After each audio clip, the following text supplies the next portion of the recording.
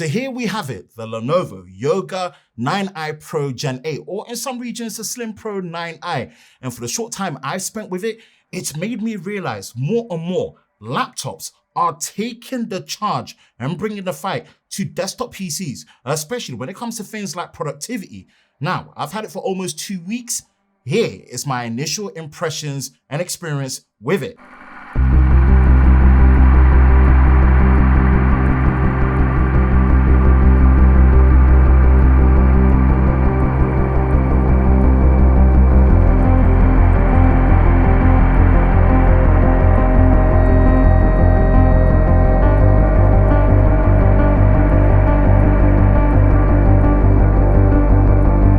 Let's start from the outside and work our way in with the design and build quality. And I've got to state the obvious thing that stood out to me the most, which was the unusually shaped and yet very functional design of the 9i. Yes, I'm gonna stick with the 9i name for now. The best way I can describe it is like holding a big pebble because it has such a curved nature to the build, especially when closed, and considering the matte finish of the casing, which the color I have here is the tidal teal.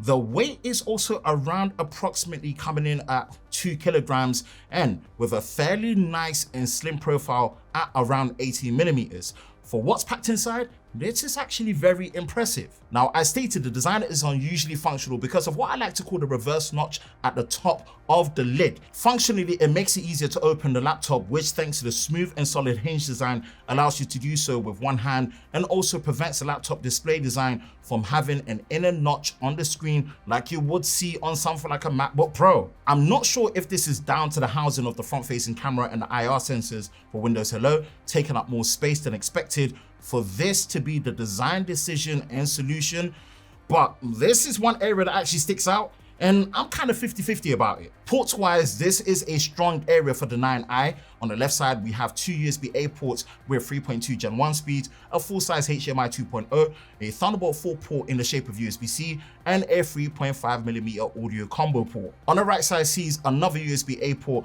with 3.2 Gen 1 speeds, a full-size SD card reader at UHS 2 speeds, and although the others are not ports, you have a power button and a camera shutter for the webcam for added privacy. A couple of things I would have wanted to be different with the ports is mainly down to the arrangements and a few additions. I would have loved an additional USB-C port on the right side and happily sacrifice one of the USB-A ports on the left side. Considering this laptop uses an RTX 40 series base GPU, having a HDMI 2.1 port with 4K 120Hz output would have been great. Apart from that, the port selection is very good, and having the power button and the camera shutter on the right is very clutch and makes a lot of sense if you plan to use the laptop in clamshell mode as a desktop replacement, meaning you don't need to open the laptop to access the power button. Overall, the build quality and design is excellent on the 9i.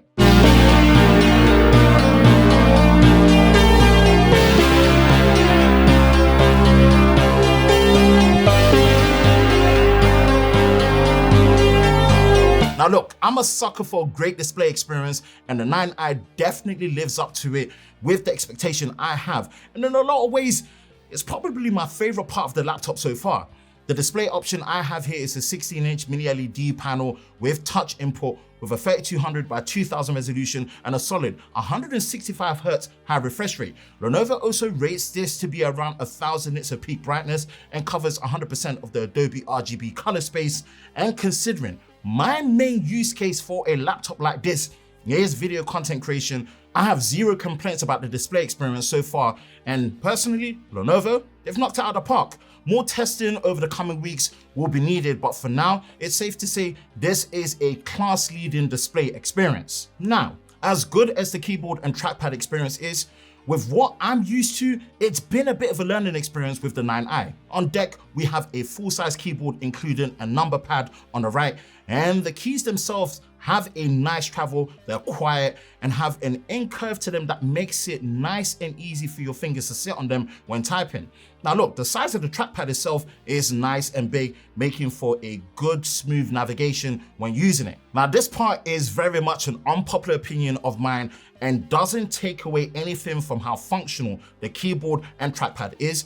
I much prefer a keyboard with no number pad, with bigger keys that are more centered, as for me personally, it makes the typing much easier, faster, and quicker to get used to. The trackpad uses a diving board mechanism which clicks at the bottom half, which works fine. Honestly, once you experience a haptic feedback based trackpad, it's kind of hard to go back. Again, this doesn't take anything away. This is just my unpopular opinion for my personal preference as for what I want from a keyboard experience and trackpad to work. But again, it works well, and of course the keyboard is backlit. For the specs and performance, I've got the pleasure of having the absolute top model powered by Intel's 13th gen 13905H, 64 gigabytes of LPDDR5X RAM, 1 terabyte of NVMe SSD storage, and the NVIDIA RTX 4070 GPU with a TGP rating of 100 watts. Now, I wouldn't call this spec cheap by any means, as it does sit around the £2,849 mark, which is roughly the same in US dollars. I will say, for what you're getting, there is an element of value here that could easily have been more than £3,000 for such a spec'd out laptop. For the performance and software experience, this is of course running on Windows 11, currently using the Windows 11 Home Edition. And at this time, I've not done any gaming on it, but personally, as much as this can of course game, what I really value from this and look for is the fact that this is for content creation. And that's where my focus is really gonna be. For someone like me, I spend a lot of time in Premiere Pro doing a lot of intensive 4K video edits, and I care more about that than anything in terms of what this laptop is gonna give me when plugged in and also when unplugged. As a quick test, we threw our video project of the Hornback Unit 4 e-bike, which has a ton of H.265 files at 4K, 24 FPS, 60 FPS, and 120 FPS using 4210-bit color. And when unplugged, the export of the video took around 6 minutes. And when plugged in, this actually reduced to slightly under 5 minutes. This is really good considering this is a 7.5-minute project. And what I really liked is when unplugged is how well controlled the fans were, even with the max performance profile set for Windows. Now, considering I have a desktop grade RTX 4070 with 32 gigabytes of RAM, a Ryzen 5900X in my desktop PC, the 9i laptop was outpacing it. It kind of pretty much says a lot of the capabilities that modern laptops have, and the Yoga 9i Pro really is a perfect example and showcase for this. Battery-wise, the 9i is rated using a 75 watt-hour 4-cell battery, which comes with the included 240-watt charger, which is nice and compact. You do have the option and the ability to charge over the USB-C port, but as a reminder, to get the maximum performance when plugged in and also the fastest charging times, you do have to use the included 230-watt charger. So far, my battery life experience has been around 6 to 7 hours, which makes a lot of sense as this is a very high-end spec laptop, and I'm sure depending on your use case, it's always possible to get more, but so far, this has been my experience. For a price range starting from just under £1,800, $1,800 to just under £3,000, $3,000, the Lenovo Yoga 9i Pro so far hits the mark for what is an all-around solid premium Windows laptop for productivity and some gaming.